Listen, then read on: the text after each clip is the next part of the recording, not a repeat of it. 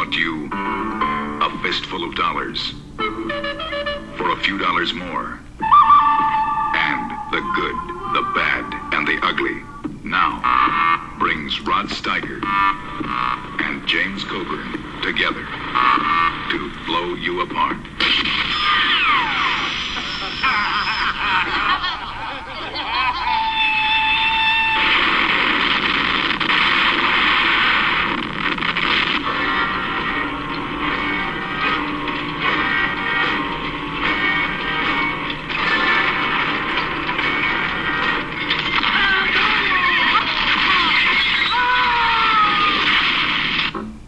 Rod Steiger as Juan, a mean, filthy, greedy, rotten, bloodthirsty bandit.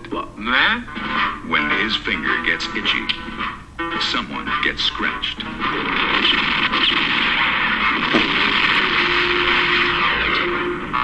James Coburn as John, the exploding Irishman, a walking stick of dynamite with a very short fuse. Rub him the wrong way, and he'll go off in your face. Duck, you sucker. You understand now? Anything you say, firecracker. Together, they'll blow you apart. We are like two brothers. I mean, you make the holes with the holy water, and I walk in and do the dirty work, eh? You come here to join the revolution. Oh, one was enough for me. Don't you suckers!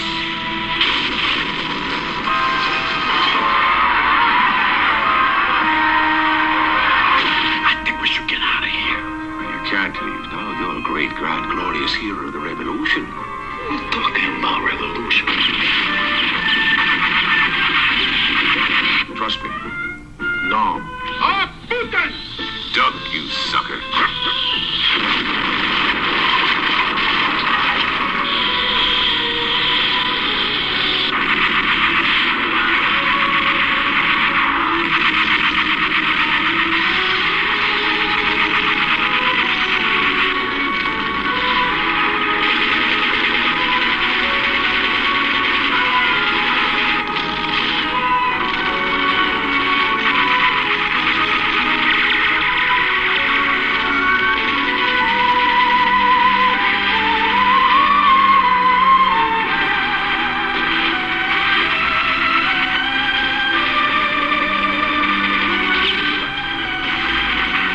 Steiger and James Coburn together, they'll blow you apart. Duck, you sucker.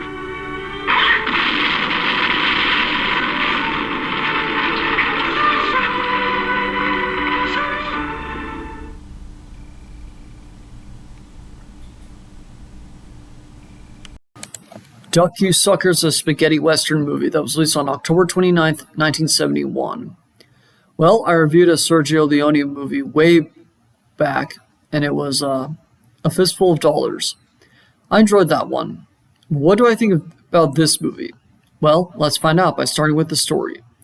The story follows a Mexican bandit named Juan Miranda, who crosses paths with an Irish rebel and explosive expert, John Mallory.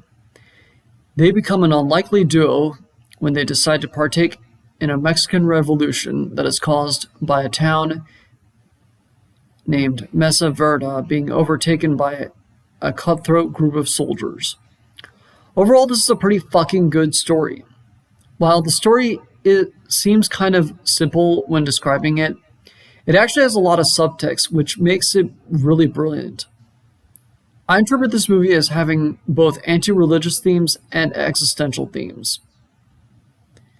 They almost kind of run in the same vein. Let me explain the former. The very first scene in the movie has Juan raiding a group of people in a huge stagecoach, but a lot of the people in there are clearly very religious. Yet they are pretty fucking insulting to many groups of people they deem as morally inferior to them. I love how they play every single insult they throw at these people over and over again. It almost emphasizes the point that words can actually leave scars that can hurt way more than any physical injury can. I won't tell you all the insults they throw, but mainly because I don't remember all of them, and one of them is a racial slur. But the one I want to touch on is on how that woman who points out how women and men engaging in promiscuous behavior are just like rats. That is pretty fucking insulting if you think about it. Honestly, in my experience, I've talked to women online who are promiscuous or slutty, and they have been consistently nicer than a lot of the quote-unquote pure women are in real life. I don't think I've talked to a single mean slut. I know all the fucking horror stories of housewives treating their husbands and other people like shit. I've had neighbors who were arguing, and the woman was pretty nasty toward her husband. Even some of the quote-unquote pure women in my own family, they got issues. Beyond that, there are many scenes that many might consider blasphemous. John tricks Juan into thinking that he is praying at a shrine in the stagecoach, only to blow it up later. Juan asks God if this is really Mesa Verde. After his family dies from presumably charging into battle, he rips off the cross he wears, which I interpreted as him realizing that God is not really a loving being and might actually hate humans, which may actually have some truth to it. A God cannot be loving if he's going to make humans not win through no fault of their own. But that leads us to the existential themes that this movie has. Even though they are largely different, Juan and John actually do have one thing in common. There are two people who have intended purposes kind of changed throughout the movie. There are several flashbacks to John's life that imply that he eventually lost all the people in Ireland he cared about, whether because they died or they no longer saw value in him anymore. But Juan's purpose of being with his family kind of gets ruined when they eventually get killed. John decides that his purpose is to join the wine revolutions and use explosives for the hell of it. Juan seems to be struggling to find a purpose, but it makes a point that life never goes according to plan. Another big staple of existentialism is rationality or lack thereof. Juan does question why John even bothers pursuing revolutions if they're going to turn out the same. He is pretty fucking bad at guessing John's plans too. But the cold hard truth is that life doesn't make sense at all. You almost have to create your own meaning in this world. John has his own meaning that we all have to figure out. Juan is also continually afraid to die and trying to fight death. This translates to most humans. They seem to only value life, but try to fight death. But no matter how hard we try to fight death, we never truly win against it. But the movie says that's okay. Maybe we don't need to fight death. This is made pretty evident when John sacrifices himself to win the battle at night. But the final thing I will mention about the story is that even though, like The Good, the Bad, and the Ugly, it is a bit on the long side, clocking in at 2 hours and 39 minutes, this movie is paced much better than that movie. Every scene in Duck You Sucker has had at least something interesting happening in it, and it didn't take an hour to set up major plot points. The Good, the Bad, and the Ugly really just feels like it was trying to use its more leisurely pace and editing to make it seem more meaningful than it actually was. Duck You Sucker is probably the movie where Sergio Leone's lengthy style really works the best. It also helps that it has really fucking good action scenes. There are a lot of explosions. In fact, whenever John says his repeated line, "Duck, you sucker," an explosion occurs. That is a damn good touch. There's also a lot of gunplay and even some blood here and there. It is definitely way more action-packed than Sergio Leone's more well-known works.